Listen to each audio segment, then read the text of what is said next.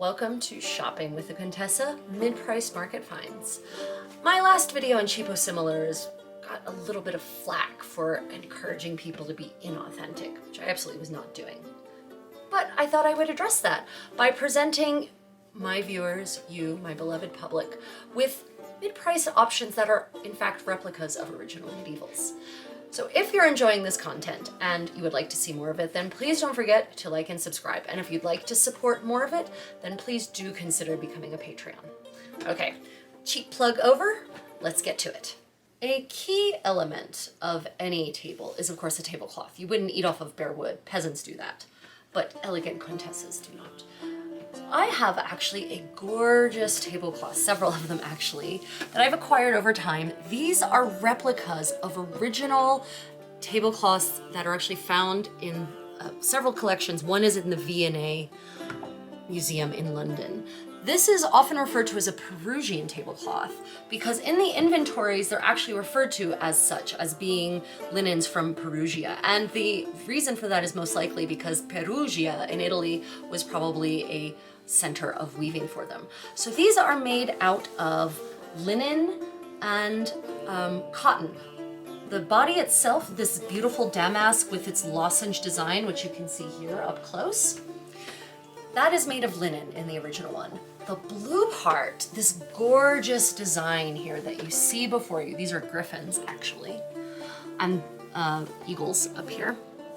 This design is actually in cotton that has been dyed with indigo, and that is authentic to the originals, although they can't tell whether it was indigo or woad because the chemical dye stuff is the same. And at that point, indigo had apparently started making its way into Europe for use as a dye stuff. They theorize, though, that the cotton has been dyed blue and not linen then used for dyeing blue. Two reasons. One, apparently cotton takes blue dye, the blue dye of indigo or woad, better and more vibrantly than linen does, and is also easier to dye, apparently. Number two, though, they also suspect that it was the fustian weavers who had to weave, well, didn't have to, but they did weave these tablecloths, and they were banned by law from weaving in pure linen. So they skirted around that by throwing in some cotton design elements here. This tablecloth is available from Historic Enterprises, here, and it costs about $75 now. And I know you're gonna say, oh, $75, is that really a mid-price? Well, for a replica, I do feel it is. These things last for a long time. I've had this exact one since 2006. And it has also traveled the world with me. I have used it on countless tables. Many inebriated individuals have done horrible things to it, and yet it still stands here today, beautifully decorating my table. It's extremely long, as you can see in this inset here with us holding it from end to end. It covers a very long table. So I actually use this not just for great grand feasts. I use it in my daily life. Whenever I have company over or whenever my children aren't here, this covers my table. So I really do feel $75 for a replica tablecloth of this caliber is definitely a mid-price market find. Next on our table is going to be the layer that will actually protect the table from, well, not me, I'm a perfectly neat eater, but from other louts who perhaps are not so fastidious as I. So, Handler. Madonna Contessa. Thank you. This is a towel, a serviette, also called a napkin in the period. And as you see, it matches this tablecloth. And this too is referred to in inventories from the era as a Perugian towel. It is woven in basically the same manner as the tablecloth. You have the linen, cotton, blend of the white ground in that damask with, again, the same lozenge damask weave pattern into it. And of course, the blue is once again created by cotton that has been dyed with indigo. Now, this towel you can purchase from Historic Enterprises for a mere $14 plus shipping and handling. And their shipping and handling can be a little expensive, but if you buy lots of them, say in a group order, then the per towel price of shipping and handling, of course, goes down.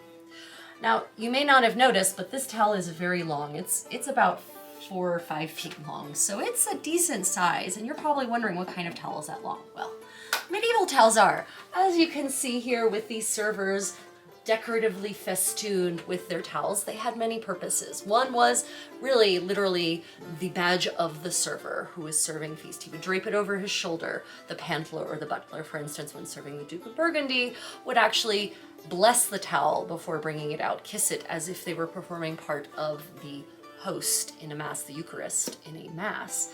And they would carry it on their shoulder. They would go and present food to the Duke, and he could then use it to actually wipe his hands, wash his hands as part of the hand washing ritual that preceded the commencement of dining at a feast in such a formal court. So that is one use for it. Another use is actually, as you see here, it's basically a placemat, and it wouldn't be one diner who would use just one of these towels. You would actually have at least 2 trenchers on a towel set like this, maybe 3, depending on how cozy one wishes to get. And it would obviously be used then to protect the larger, more difficult to launder tablecloth from, again, diners who are not as fastidious as I. Another use, of course, is, as you see here, covering bread, also swaddling babies. You know, this is sort of the duct tape of the 15th century. You can use these towels for almost any of this, but also in your modern life. I use these as nice hand towels in my bathrooms when my children aren't here to make them utterly filthy. I use them in my daily life, and this towel I have also had since 2006. This towel has traveled the world. It has been to countless living history events, reenactments, other sorts of medieval encampments. It has lived a damned hard life, and yet it's still here, still going, countless washes, still beautifully blue, still beautifully white. So $14 for a towel like this that can serve both a medieval and modern purpose, I definitely think that is a mid-price market find. Next item on Shopping with the Contessa, mid-price market finds.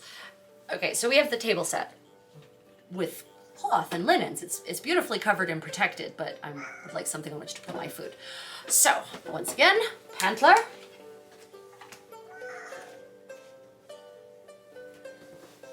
This is a wooden trencher. This particular one is actually perhaps more early 16th century. They actually found some of them on the Mary Rose, as you can see here, which was one of a ship that sank in 1508, I believe. You'll see something here probably if I didn't get the right date. But it sank intact, so it has literally tens of thousands of objects from daily life that were more or less perfectly preserved in the muck of the English Channel, of La Manche. And this was one of them. So for years, it's 2001, for 23 years, 24 years, I don't know where the time has gone. For 24 years, I have been using this trencher. My best friend in the whole world, Linda Allen, if you're watching, ha ha ha. She went on a people-to-people trip to England and brought this back with her as a present for me. Talk about a best friend that knows you. And I have been using it since then. Because I didn't really have anything that was more accurate or authentic for my particular court. But I did some research in preparation for this and found that there is a vendor selling authentic metal trenchers, which is what the upper middle class and upper classes were dining on for the sort of 14th through 16th centuries. And you can see here, I haven't had a chance to actually order it yet. I'm going to order it after this. As you can see here, they're beautiful metal made of pewter or brass. Maybe some might have been silvered. There are, I think in the Richard II, I believe in the Richard II inventories, there are actually silvered ones. This is available for £30 plus shipping. Now 30 pounds I think translates to about $40, $39 or $40 right now, plus shipping. But again, if you find other things from this particular vendor or you go into a group order, then that sort of distributes the cost of shipping over multiple items. And I can almost guarantee you that this trencher is going to last for an extremely long time. So these rectangular metal trenchers, I've read that the custom was to actually put then your bread trencher on top of that, and the metal would keep the bread from sullying your linens and any juices that flow down. That's apocryphal though, in the sense of I've only found other people saying that, and I haven't found that in any of my books of caring, as they're called, my medieval manuals of etiquette and table manners. But if I find something more solid on that, you'll hear it in a future video. So, trencher, metal trencher is the best option, and only 30 pounds. That's a pretty good deal for a handmade replica item. Trencher, table linens. How am I gonna get my food to my mouth? Well, okay, it's the 15th century. I can use my fingers actually, and there's an etiquette for that. Future video. But I would like a spoon. So, Handler. Here we have I don't know, Contessa. Thank you, my dear. Here we have what is referred to in modern circles as a fig-shaped spoon, because the bowl actually looks like a fig in profile. Right? And this is a replica. It's referred to as the maidenhead because it has this little lady here. And here's an up close of that so you can see that. These come in multiple forms actually in the originals, in the extant ones. You can have an acorn head. There's some apostle spoons actually from this period for those who are familiar with that custom. And they are, again, very durable. I've had this one for 26 years. No, that's definitely a lie. 16 years is a better number. I've had this one for 16 years. Like all of my other household goods, this has gone on many progresses with me about the world. Thankfully, you can buy replicas of these for a very reasonable amount of money. Here is a lovely version from Billy and Charlie's Fine Pewters in the United States. Only $20. That's a very reasonable price for a piece that is handmade from a hand-carved mold, etc., etc. And I can highly recommend their goods. I have many of their items actually in my collection. So, spoons for the win. Here is the spread. It's almost complete. One last item that I would like to show you. Pantler. This is Madonna Contessa. This is a thread. We're teaching him his court manners. He's enjoying it immensely. So this is a threaded glass beaker. And it's very fine. It's very durable despite the fact that this glass might seem thin and delicate. But again, like all of my other items, many miles under its belt.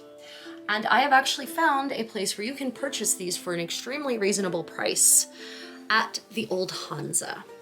So this basically a beaker about this size, a little bit bigger, theirs are a little bit wider. You can actually purchase right now for about $10 a piece, plus shipping. Same thing applies. If you want to purchase a glass like this from them, go in with a group of friends in your local area, or not even so local, or a group of friends, then you distribute the cost of shipping across the entire purchase and it becomes minimal. Of course, obviously, Old Hansa is in Estonia for those who don't know, and the cost of living there is somewhat lower than here, although it's going up pretty fast. So if you can afford to, say, support your local glass blowers, then please do, but this is mid-price market finds. So this is a mid-priced option from Old Hansa for your glass purposes. And of course, if you want to learn more about this particular kind of glassware, forest glass, that sort of thing, then please see this video here for interesting and delightful details about this funky looking glass flask. So that's the end of today's little shopping guide.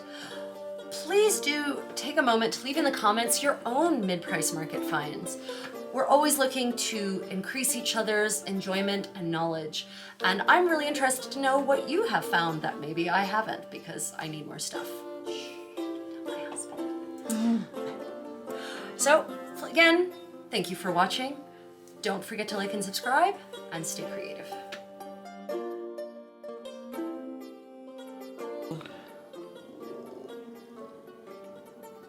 Smiley face. Are you happy on Mama's lap?